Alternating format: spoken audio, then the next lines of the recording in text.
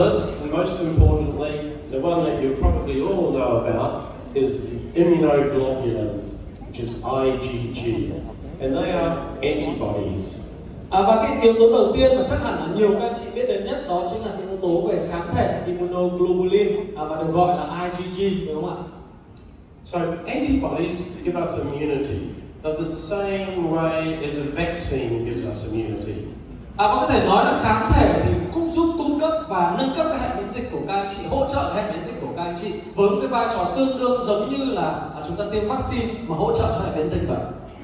So what happens when the cow is grazing out in the pasture and it comes into contact with lots of bacteria and viruses in the grass and in the dirt, and these pathogens or these germs stimulate an immune response in the cow. Và nếu như mà chúng ta vẫn nhớ cái hình ảnh những cái chú bò mà thong dong được thả và đi ăn ở những cánh đồng cỏ ấy, thì khi mà nó đi ăn ở những cánh đồng cỏ đấy thì những cái yếu tố mà như là virus này, vi khuẩn ở bên ngoài này, những cái yếu tố về bụi bẩn này, nó sẽ làm cho là gì ạ? Tăng thêm những cái yếu tố về tăng miễn dịch của bản thân con bò đó và giúp sản sinh ra những cái là gì? Kháng thể có trong sữa bò là vì vậy. And so these antibodies then go into the milk, into the colostrum, and they are then stored ready for when the calf needs protection. Và sau đó thì tất cả những cái lượng kháng thể đó mà để giúp tăng cường cái miễn dịch đó thì nó được vào bên trong cơ thể con bò, được vào bên trong sữa non và được sản sinh ra khi mà con bò là gì ạ? Nó sinh con.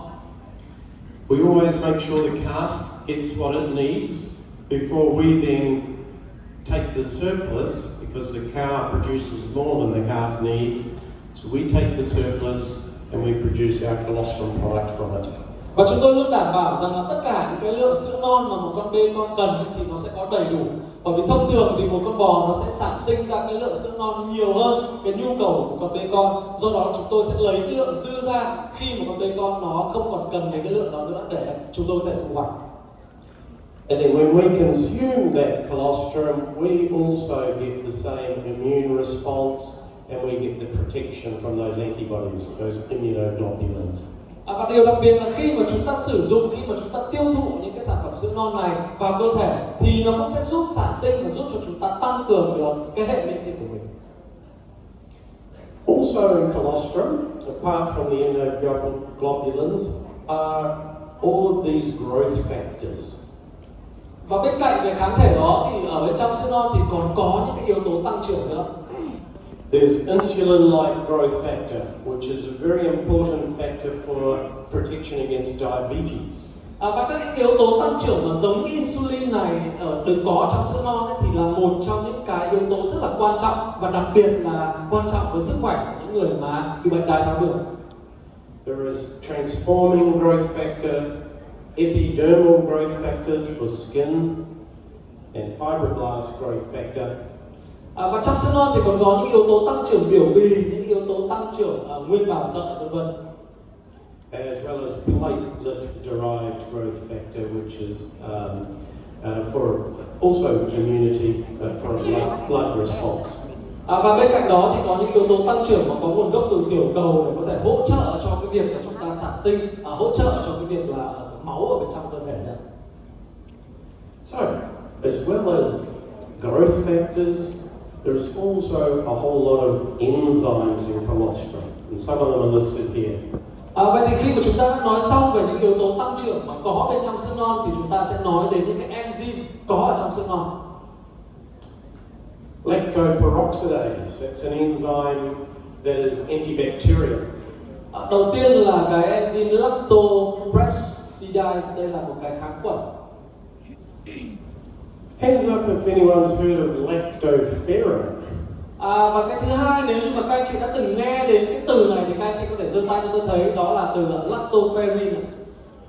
Lactoferrin, yes, okay. It's a supplement on its own, actually. Lactoferrin is a milk protein for immunity, and it's useful for iron supplementation. But you have it in colostrum. You don't need another supplement because it's actually here in colostrum.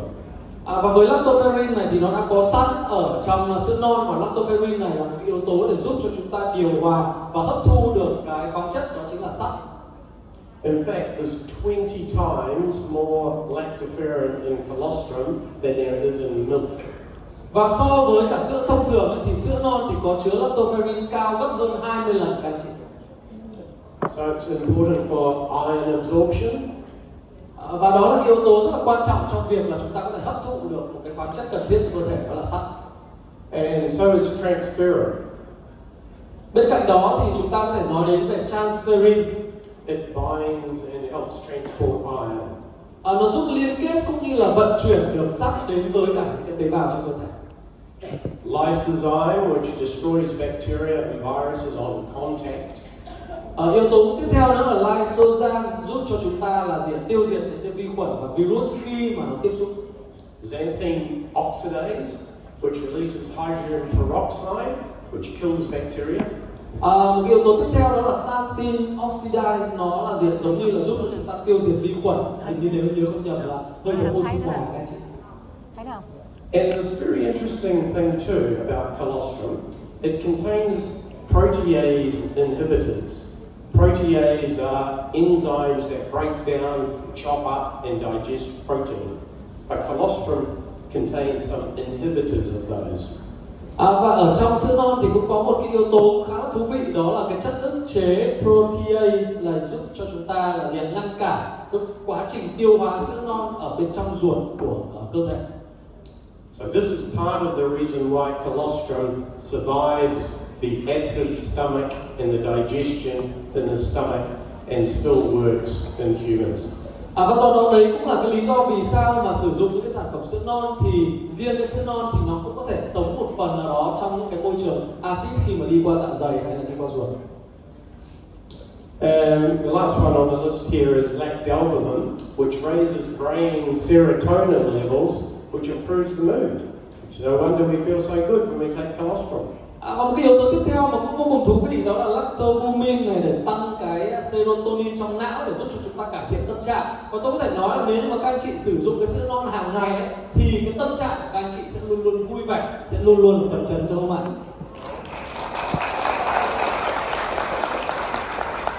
Maybe that's why you're such a happy group here.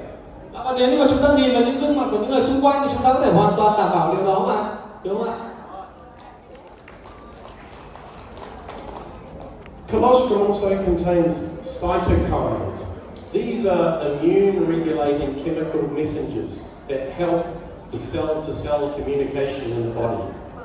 Và bên cạnh đó thì sữa non cũng có chứa cytokine để giúp cho chúng ta, đó là gì ạ?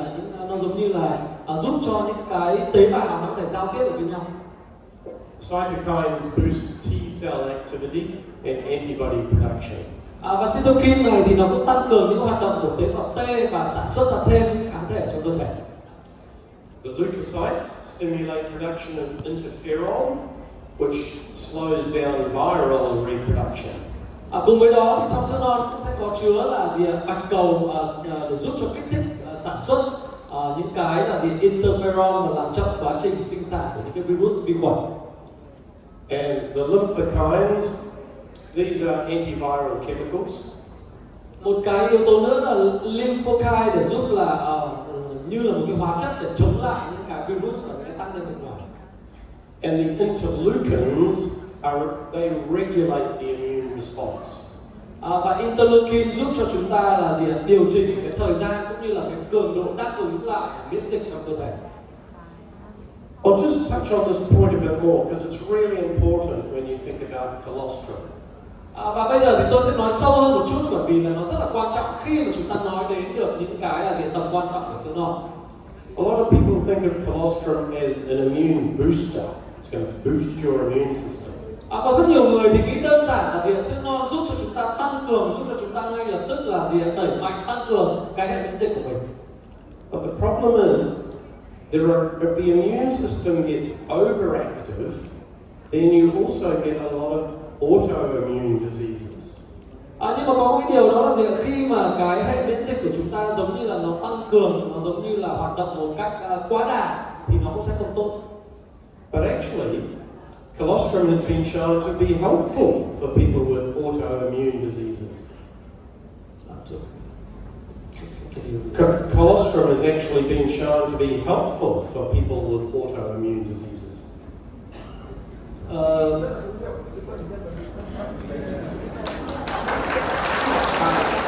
Bên cạnh đó thì sữa non sẽ rất là hữu hiệu dành cho những cái người bệnh nhân mà gặp những cái vấn đề về gọi là bị bệnh về suy giảm hệ miễn dịch. It's a bit of a difficult concept to understand, but colostrum is an immune modulator. So it does boost immunity, but it also actually helps modulate the immune system. Chúng ta có thể hiểu rằng là sữa non thì nó không chỉ là đóng cái vai trò mà tăng cường cái hệ miễn dịch của chúng ta, mà nó tạm gọi là giống như là điều hòa được cái hệ miễn dịch của chúng ta nữa các anh chị. Yeah, modulate means regulates the immune system. Yeah. Okay, but wait, there's more in colostrum, right? There's a lot I've already talked about that's in colostrum, but there's also all of these vitamins and minerals. Nhưng mà chưa hết, bởi vì tất cả những gì chúng ta miêu tả vừa rồi với colostrum thì nó vẫn là với sữa non thì nó còn chưa đủ, bởi vì bên trong sữa non còn có những cái chất dinh dưỡng nữa. So colostrum is really powerful. It has all of these things in one complete healthy food. Và có thể nói là sữa non giống như là một cái sản phẩm toàn diện mà có thể là bao gồm tất cả những yếu tố cần thiết cho sức khỏe cơ thể con người. So in summary, colostrum is the most powerful, complete, natural, bioactive food that we will ever consume. Vậy thì tóm lại cái điều mà có thể chia sẻ với các anh chị là gì? Sữa non chính là một cái thực phẩm mạnh mẽ nhất này, hoàn hảo nhất và tự nhiên nhất, cũng như là có cái hoạt tính sinh học nhất so với tất cả những sản phẩm khác mà các anh chị có thể biết đến. So what about the health benefits of colostrum? Vậy thì đâu sẽ là những cái lợi ích của sữa non? Well, there is a lot of scientific and clinical evidence for the benefits in all of these areas. Và tất cả những cái lợi ích của sữa non này thì đều có những cái nghiên cứu khoa học đã chứng minh được những cái lợi ích đó. So there's, I actually have a database of over 700 published papers on colostrum. Và tôi thì có một cái cơ sở dữ liệu khoảng hơn 700 những cái nghiên cứu khoa học về những cái lợi ích của sữa non. There's not time today to do all of those 700, but I'll just give you a snapshot of some of the key findings on key scientific papers. Và trong ngày hôm nay chắc chắn là tôi không thể nào nói với các anh chị tất cả những nghiên cứu khoa học đó, nhưng mà tôi có thể chia sẻ được những cái điểm nổi bật của những cái nghiên cứu khoa học này cho các anh chị về lợi ích của sữa non. So these are in the prevention of flus, influenza. Đầu tiên đó là cái lợi ích về việc là gì ạ? Phòng chống và ngăn ngừa cúm. The upper respiratory tract infections, so these are colds that children get. Và giảm tỷ lệ mắc phải những cái bệnh mà viêm nhiễm cái đường hô hấp trên mà các anh chị rất là dễ gặp phải, như là cảm cúm, cảm lạnh, vân vân. And at the other end of the alimentary canal, the gastrointestinal tract, diarrhea and colitis.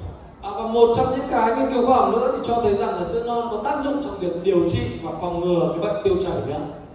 And importantly, right in the middle of the gut, protection of the gastrointestinal lining of the gut lining. Và sữa non thì cũng có tác dụng trong cái việc là gì? Tạo ra một cái lớp màng bọc ở trong cái khu vực đại tràng để giúp cho chúng ta điều trị được những cái yếu tố khi mà chúng ta bị bệnh viêm loét đại tràng nữa. I often get asked about the bioavailability of colostrum. Does it survive the stomach acid, or does it get chopped up and digested? Và một trong những câu hỏi thường gặp nhất đó là sữa non thì liệu nó có thể tồn tại được thông qua cái axit dạ dày hay không? Well, there was one scientific study, and this was by the scientists Kelly and Ruse, and they did a study to show that the immunoglobulins do survive the gastrointestinal tract. Và ngày hôm nay thì tôi muốn chia sẻ về cái nghiên cứu khoa học của Kelly và Rose để chứng minh rằng là sữa non nó có thể sống sót thông qua thông qua những axit dạ dày, thông qua đường tiêu hóa. They took some feces samples of people who were taking colostrum, and they measured the igG in the feces.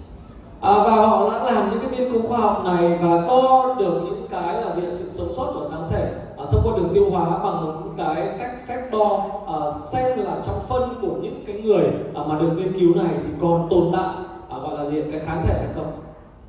And they showed that the antibodies do survive right through the tract. There were live antibodies in the feces. Và thông qua những cái nghiên cứu khoa học đó, thông qua những cái phép đo ở trong phân đó thì sẽ có thể nhìn thấy được là cái kháng thể nó vẫn còn sống sót, nó vẫn còn tồn tại. But part of the reason for that is, you remember I talked about these protease inhibitors in colostrum? Và khi mà tôi chia sẻ với các anh chị những cái là những cái thành phần khoa học về sữa non ở trong những cái slide trước. So they help to prevent that digestion. Và nó có trong sữa non thì nó có một cái là giúp cho chúng ta có thể là bảo vệ được cái đường tiêu hóa, bảo vệ được cái đường ruột của chúng ta và nó có thể sống sót được thông qua cái phần axit dạ dày. But there is still some digestion that happens, and we've got a solution for that, which I'm going to talk about shortly. Tuy là nó có thể sống sót được một phần nào đó qua axit dạ dày nhưng mà nó không còn nhiều. Do đó là để mà có thể là đảm bảo được hầu hết được cái hoạt tính sinh học của sữa non ấy, thì chúng tôi sẽ có một cái lời giải mà sẽ chia sẻ với các anh chị ở cái phần sau.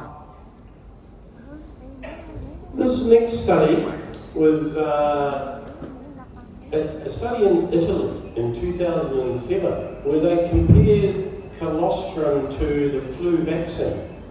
Và cùng với đó thì tôi muốn chia sẻ với các anh chị một cái nghiên cứu ở Ý vào năm 2007 để cho thấy là cái sữa non có một cái hiệu quả như thế nào. So they had 4 groups in the study. They had a control group that received nothing, a vaccine group, a colostrum group, and a colostrum plus vaccine group. Và trong cái nghiên cứu này thì họ đã cho chúng ta thấy được rằng là cái hiệu quả của sữa non so với cả cái vaccine mà phòng chống cúm ấy. Và họ đã đưa ra được 4 cái nhóm để họ nghiên cứu. Cái nhóm thứ nhất là một cái nhóm gọi là nhóm đối chứng, tức là không sử dụng sữa non, không sử dụng vaccine gì cả. Nhóm thứ hai là cái nhóm mà đã tiêm phòng vaccine. Nhóm thứ ba là nhóm chỉ sử dụng sữa non. Và nhóm thứ tư là cái nhóm vừa dùng sữa non và vừa tiêm phòng vaccine để xem là cái hiệu quả phòng chống cúm như thế nào. And they recorded the number of times they got a flu or a cold over the next 3 months. Và cùng với đó thì họ đã đưa ra được cái phép đo của cả 4 cái nhóm này về cái việc là cái tỷ lệ hay là cái số lần mà những cái người trong cái nhóm này mắc phải cái bệnh cúm trong vòng 3 tháng kế tiếp đó. And these are the numbers. Và đây là những cái con số để thấy được là đã có bao nhiêu những cái người, những cái lần mà những người đã bị cúm sau 3 tháng. The ones that took only colostrum had the lowest number of colds and flus. Và khi mà chúng ta nhìn vào những con số này thì những cái nhóm người mà chỉ sử dụng sữa non ấy là cái nhóm người mà bị mắc phải cúm và cảm lạnh ít nhất sau khi một nghiên cứu này. Chỉ sử dụng cái sữa non thôi. And this was with only 400 milligrams of colostrum. So that's quite a low dose compared to what you get. You get 300 milligrams, more than 300 milligrams in COLOS igGOLD. Và nếu như mà so những người này khi mà cái hàm lượng mà họ sử dụng trong cái nghiên cứu khoa học này thì nó thấp hơn rất nhiều so với cái hàm lượng là kháng thể nó có trong COLOS igGOLD mà các anh chị đang sử dụng. Bởi vì COLOS igGOLD mà các anh chị đang sử dụng ấy, nó có hơn 316 mg kháng thể cơ, trong khi những người này mới đang chỉ sử dụng có hình như là 40 mg kháng thể cho cái nghiên cứu khoa học này. But it's more protective than COLOS igGOLD. Do đó có thể nói là những cái gì mà các anh chị đang sử dụng trong lon sản phẩm COLOS igGOLD ấy, nó mang đến một cái hiệu quả bảo vệ tuyệt vời hơn rất nhiều. And that's because of the bio-lactol, which I'm going to talk about shortly. Và một phần để mà chúng ta có thể hiểu được rằng là khi mà chúng ta có một cái hàm lượng kháng thể cao như vậy nhưng vẫn bảo toàn được hàm lượng kháng thể đó thì nó đến từ công nghệ bio-lactol mà một lát nữa tôi sẽ chia sẻ với các anh chị. This next study was in 605 children in India who had upper recurring respiratory tract infections. Và tiếp theo thì tôi muốn đến với một cái nghiên cứu khoa học, một cái nghiên cứu mà diễn ra với khoảng 605 đứa trẻ ở tại Ấn Độ, và 605 đứa trẻ này thì đều bị mắc cái bệnh của đường hô hấp trên lặp đi lặp lại nhiều lần. After just 3 months on colostrum, these infections in these children dropped by 91.2%. Và chỉ sau 3 tháng mà sử dụng sữa non thì cái tỷ lệ những cái đợt mà bị bệnh gọi là gì, viêm nhiễm cái đường hô hấp tuyến trên này thì giảm đi 91,2%.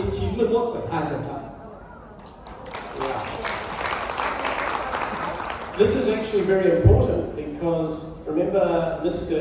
Kyung was talking about antibiotic resistance. Và cái điều này vô cùng quan trọng, bởi vì trong cái phần đầu tiên ấy, mà Phúc Mạnh Tường chia sẻ với các anh chị, một trong những cái vấn nạn của hệ thống y tế toàn cầu đó là vấn đề về kháng sinh, đúng không ạ? And so there's been obviously a rise in antibiotic resistance, and some of these children would not have any way of treatment for these upper respiratory tract infections, but now colostrum can be used for that. Và do đó thì với rất nhiều những em bé và rất nhiều những người bị bệnh là viêm nhiễm những cái đường hô hấp này và sử dụng kháng sinh thường ngày, và khi mà họ đã gặp phải cái vấn đề kháng sinh thì hầu như rằng là họ sẽ không có được một cái giải pháp bên ngoài đó, thì chúng ta có sữa non như là một cái giải pháp để có thể hỗ trợ cho họ trong việc là giảm thiểu những cái bệnh về đường viêm nhiễm hô hấp này, đúng không anh chị? Now, does anyone know what is the number one killer of children in the world in developing countries? Và nếu như mà tôi chia sẻ với tất cả các anh chị về những cái đất nước mà đang phát triển ấy, thì những cái bệnh mà dẫn đầu về là gì, gây ra tử vong cho trẻ nhỏ là bệnh gì thì các anh chị có biết không ạ? Diarrhea. That is good. You're dead right there. You predicted that, didn't you? Và chắc chắn là các anh chị đã nhìn thấy trên slide này thì là bệnh tiêu chảy chính là gì ạ? Cái bệnh mà gây ra cái nguyên nhân gây tử vong ở trẻ em nhỏ hơn 5 tuổi nhiều nhất ở những cái nước đang phát triển. It's a major problem in places like Africa, where children, if they don't get good treatment for diarrhea because of poor quality water, they die before the age of 5. Và với rất nhiều những cái đất nước mà đang phát triển, ví dụ như là tại châu Phi, khi mà cái nguồn nước nó không được đảm bảo thì có rất nhiều trẻ em thì đã bị mắc bệnh tiêu chảy và đã bị tử vong. However, colostrum has come to the aid again, and in a study on diarrhea, colostrum was found to reduce diarrhea episodes by 86.6%. Và trong cái nghiên cứu khoa học này thì tôi muốn chia sẻ với các bạn một cái thông tin, đó là sữa non khi mà đã là gì, được tìm ra cái lợi ích trong việc là giảm thiểu cái bệnh tiêu chảy, thì nó đã giúp cho, thông qua nghiên cứu khoa học này thì nó giúp giảm thiểu bệnh tiêu chảy lên đến 86,6%.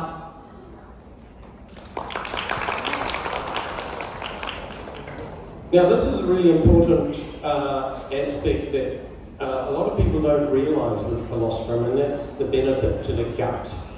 Và một cái điều tiếp theo mà có rất nhiều người có thể là chưa biết, hoặc là các anh chị đã biết rồi, đó chính là sữa non thì là gì, mang lại những cái lợi ích vô cùng tuyệt vời cho đường tiêu hóa của chúng ta. So inside our gut, in the lining of the gut and the intestines, are these projections that are like finger-like projections inside the gut called villi. Villi.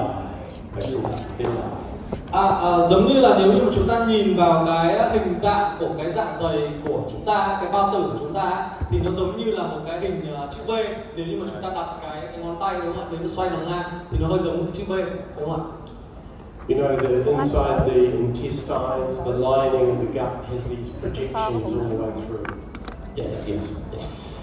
So, these projections, these villi are really important for absorption of minerals in water. Và có thể nói là với cái hình dáng đặc biệt đó của bao tử của chúng ta thì nó rất là quan trọng trong việc là chúng ta hấp thu được những khoáng chất, những cái chất như là chất lỏng, như là nước. So, these projections can get affected by drugs, etc. But what was known was that colostrum helps with things like leaky gut. Và với một cái hình dáng đặc biệt như vậy thì khi mà chúng ta sử dụng những cái sản phẩm như là dược phẩm, như là thuốc, thì nó sẽ có thể gây ra những cái viêm loét này, nó sẽ có thể gây ra những cái tổn thương ở trong bao tử. Và sữa non thì đặc biệt đó là gì? Có thể tạo ra một cái lớp bao bọc, một cái lớp bao bọc lên cái niêm mạc dạ dày để giúp cho chúng ta là gì? Hạn chế và phòng tránh được cái tình trạng viêm loét dạ dày, viêm loét bao tử, được không ạ? So these really, they get holes in, we get holes in the gut, and then some of our food can pass through and get into the bloodstream. So when you get holes in the gut, some of our undigested food and small proteins can get through the holes in the gut and get into the bloodstream. Và bởi vì nếu như mà chúng ta có những cái lỗ, chúng ta bị những cái viêm loét ở bên trong cái bao tử đó, thì những cái là gì, những cái thực phẩm, những cái đồ mà nó chưa được tiêu hóa thì nó có thể là gì, đi trực tiếp thông qua cái đường máu và thông qua những cái là gì, những nội tạng, thì nó rất là gây ra những cái nguy hiểm cho sức khỏe.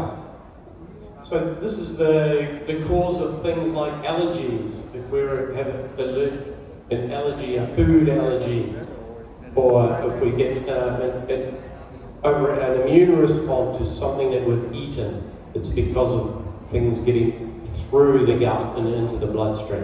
Và cái hiện tượng như là tôi vừa miêu tả đấy thì nó giống như là những cái hiện tượng mà dị ứng, những khi mà chúng ta dị ứng với một cái thực phẩm nào đó, khi mà chúng ta dị ứng với một cái món ăn nào đó, thì vân vân, đó là một cái triệu chứng để cho thấy rằng là gì ạ, ở bên trong dạ dày của chúng ta thì đã có những cái yếu tố mà làm cho là gì, những cái thực phẩm nó chưa được tiêu hóa thì nó đi thẳng vào máu và nó gây ra những cái tình trạng như là gì ạ, dị ứng về thực phẩm, vân vân.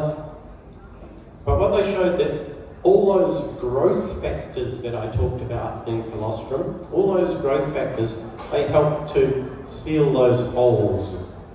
Và nếu như mà chúng ta nhìn và chúng ta tưởng tượng rằng trong bao tử của chúng ta có những cái lỗ hổng như vậy, thì như là tôi nói lúc đầu thì sữa non có những yếu tố tăng trưởng, và những yếu tố tăng trưởng này thì nó sẽ giúp là gì ạ, bao bọc, tạo ra một cái màng bọc để là gì ạ, không còn những cái lỗ đó ở trong những cái bao tử, đúng không ạ? Một cách hiểu đơn giản như vậy. They also help to reduce inflammation in the gut, and this clinical study was all about inflammation in the colon. Is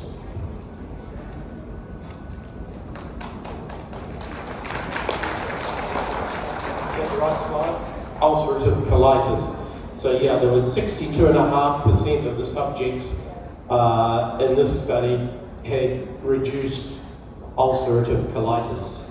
Và khi mà sữa non được dùng kết hợp với cả thuốc ấy, thì những cái triệu chứng đã giảm đáng kể so với cả những cái đối tượng mà bị viêm loét đại tràng này. Và đặc biệt là cái điểm gọi là những cái nhóm sữa non này đã giúp cho họ cải thiện là đến khoảng 62,5% do những cái vấn đề mà là gì, khi mà những cái nhóm nghiên cứu họ bị viêm loét đại tràng họ tham gia vào nghiên cứu khoa học này. And this is the study I was talking about with the villi and the destruction of the villi. So this scientist here, Playford, this is a very famous publication by this scientist Playford. Và đây là một trong những nghiên cứu khoa học mà rất là gọi là gì, được nhiều người biết đến từ tiến sĩ Playford. So what he did was he took photos of these villi before taking indomethacin, an anti-inflammatory drug. Và cái nghiên cứu này thì đã nghiên cứu ra những cái là gì, những cái tác động của những cái thuốc thông thường lên những cái biểu mô ruột. And the villi were all very healthy, big long projections like this. Và lúc đầu thì những cái là gì, những cái biểu mô ruột này thì nó còn khá là khỏe mạnh. And then when they took the non-steroidal anti-inflammatory drug, the NSAID, indomethacin, they all crinkled up and got broken and looked like this. Và khi mà họ sử dụng những cái thực phẩm này, những cái loại thuốc này, thì người ta có thể nghiên cứu và người ta nhìn thấy được cái bề mặt của biểu mô ruột này thì nó có một cái sự thay đổi đột biến, là nó giống như là bị co lại. And then they gave those patients colostrum, and they found that all these villi grew right back to normal health again. Nhưng mà với những người mà cái biểu mô ruột này nó đã bị có cái biểu tượng co lại như vậy rồi, thì người ta lại tiếp tục làm nghiên cứu là cho những người này uống sữa non, Và một cái điều thần kỳ diễn ra đó là gì ạ? Những cái yếu tố co này nó ngay lập tức là nó trở lại giống như là một cái bề mặt của một cái biểu mô ruột khỏe mạnh các anh chị sau khi sử dụng sữa non. Yeah, it's quite amazing, very amazing. Rất là tuyệt vời. And I've got that paper if anyone wants it, I can send it through, but you see the pictures in the paper that was published, they look really dramatic. Và nếu như mà chúng ta có cái mong muốn là tìm hiểu về cái nghiên cứu khoa học này thì trong cái nghiên cứu khoa học này sau này tôi có thể gửi cho các bạn, đó là cái hình ảnh của những cái biểu mô ruột nó thay đổi như thế nào sau khi mà sử dụng những cái sản phẩm từ sữa non. So that's a little bit of a snapshot of some of the science around colostrum. I'd just now like to just talk a little bit about the quality aspects of colostrum. Và vừa rồi là tất cả những yếu tố khoa học mà chúng ta chia sẻ, chúng ta nhìn thấy những cái thành phần, những cái lợi ích mà có trong sữa non. Và bây giờ thì chúng ta sẽ nói về vậy thì như thế nào là một sản phẩm sữa non mà có chất lượng.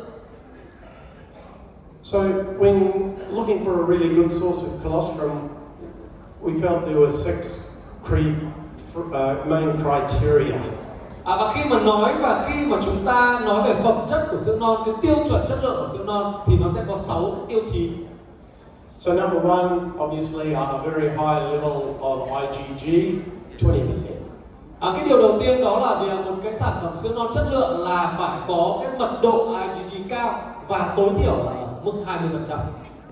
But a good colostrum will also have other immunoglobulins, IgA and IgM. Và với một cái sản phẩm sữa non chất lượng ấy, thì nó không chỉ là chứa igG mà nó còn phải chứa những cái Ig khác như là IgA hay là IgM. It should also contain PRPs, or proline-rich polypeptides. Và cái sản phẩm nữa mà sản phẩm sữa non chất lượng nó cũng sẽ phải chứa PRP, giống như là chứa cái polypeptide, dầu proline. These are important for that immune modulation, that regulation that I was talking about before. Và đây là cái yếu tố rất là quan trọng như là tôi vừa nói là sữa non nó có một cái tính chất là gì? Điều hòa được cái hệ miễn dịch của các anh chị thì nó phụ thuộc vào cái PRP này, PRP này, được không ạ? The colostrum should be sourced from healthy cows with export certification. Và sữa non chất lượng thì chắc chắn là phải có nguồn gốc từ những cái chú bò khỏe mạnh và đặc biệt là phải có những cái chứng nhận đủ tiêu chuẩn xuất khẩu. This is the benefit of New Zealand supply. Và đó chắc chắn là những cái là gì ạ? Cái lợi ích của việc khi mà chúng ta có những cái vùng nguyên liệu từ New Zealand khi mà luôn luôn có đủ những cái tiêu chuẩn xuất khẩu. You should get a certificate of analysis with every batch. Và sữa non chất lượng cũng phải có đầy đủ những cái giấy chứng nhận phân tích thành phần. And it should be free from hormones, pesticides and herbicides. Và chắc chắn là không được chứa hormone, không được chứa thuốc trừ sâu, không được chứa những cái thành phần thuốc diệt cỏ vân vân. So the colostrum and COLOS igGOLD satisfies all 6 of those criteria. Và COLOS igGOLD là sản phẩm mà là gì? Đáp ứng đủ 6 tiêu chí tôi vừa nêu ra.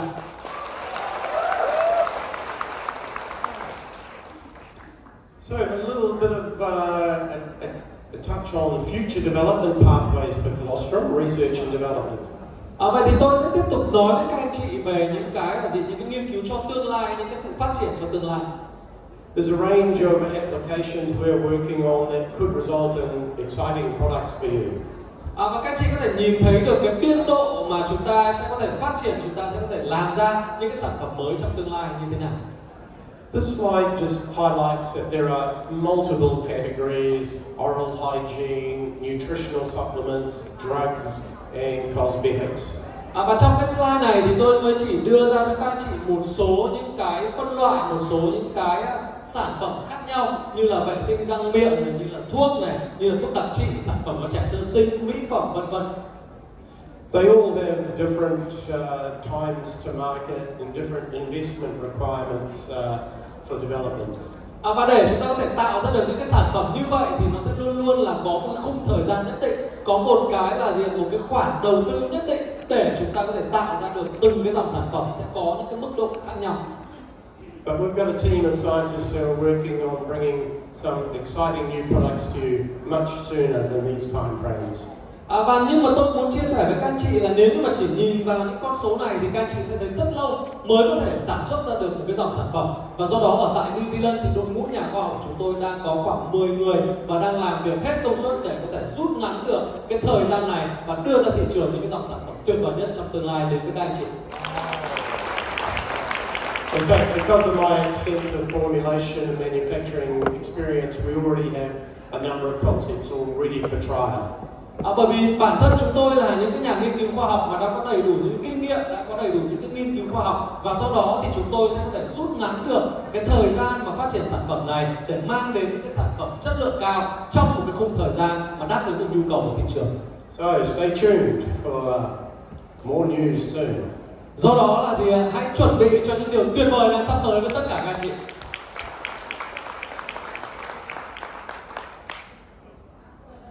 Can anyone tell me what this is? Và các anh chị nào biết được những cái hình thù ở trên cái cà vạt của tôi không ạ? Gene, DNA, good, very good. Vâng, có rất nhiều các anh chị nói là mã gen, nói là gì? DNA đúng không ạ?